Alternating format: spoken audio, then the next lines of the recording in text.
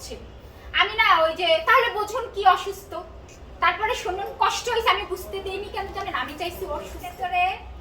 আলম কি করলো দেখো, আমাকে এসে রুমের ভিতরে এসে একটা কিস করে দিছে। জান আমি কিছুই করব না, আমি যে রেশমি বুঝতেছি তো সিচুয়েশন। আমি গান শুনতে শুনতে আমি আসি, আমি যখন ওয়াশরুমে গেছি একবার, তাদের শব্দ কষ্ট হয়েছে ভাই অনেক। সত্যি ভালোবাসার মানুষ ভালোবাসে।